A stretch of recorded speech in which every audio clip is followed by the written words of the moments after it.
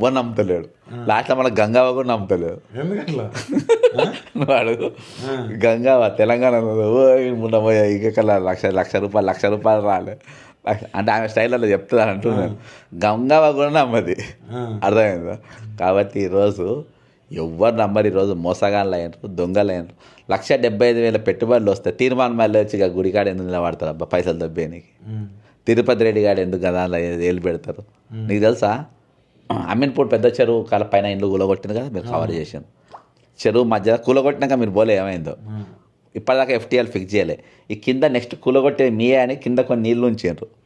ఆ తిరుపతి రెడ్డి అంటాడు బోకాలం పెట్టి 60,000 గజం ఉన్న భూమిని 3,000కు 5,000కు అట్లా కొన్ని ఎకరాలు కొన్నాడు. మళ్ళా సర్వే చేయడానికి ప్రతి 250 ప్లాట్కి 50 గజాలు ఈయనకు శిస్తు ఇవ్వాలి. అట్లా కొన్ని వందల ప్లాట్ల దగ్గర వసూలు చేశాను. ఈరోజు హైడ్రా నడుస్తున్న వెనక స్కామ్ నేను పోయి అక్కడ చూసిన. ఆ రోజు సర్వే కూడా అవుతుండే. అక్కడ పోయి ఇంత పెద్ద స్కాములు వీళ్ళు ప్రతి దగ్గర ఇవన్నీ వాళ్ళు ఏం చేస్తారు? 1,75,000 కోట్లు వస్తాయి. ఈరోజు ప్రతి దగ్గర వీళ్ళు మామూలుగా గుంజబట్టే. 26 జనవరి కూడా నిన్న రేపు మందు బంద్ అని ముందే చెప్పిండ్రు. అంటే మందు బంద్ అని ఎందుకు చెప్పిండ్రంటే రేపు బంద్ ఉంటే రేపటి దియానే కొనుక్కోనరు అని. ఇయాల్టిది నిన్నటికంటే మన రెగ్యులర్గా అమ్మేదానికంటే నిన్న డబల్ ట్రిబల్ అమ్మింది. కుల్లా ఉంటుంది తాగపోదురు.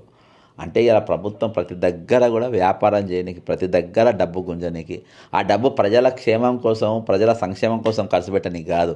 అందులో వేయాలి, మేఘా అనేటోనికి ఇవ్వాలి, గుంజాలి, రాఘవ కన్స్ట్రక్ట్ చేయాలి, గుంజాలి, భూములైనా కానీ మేమే తీసుకోవాలి, గుంజుకోవాలి. కాబట్టి ఈ విధంగా ఈరోజు ప్రభుత్వం ఎక్కడ కూడా ఇంత సందోదులుతాడు డబ్బు గుంజడానికి. ఓకే.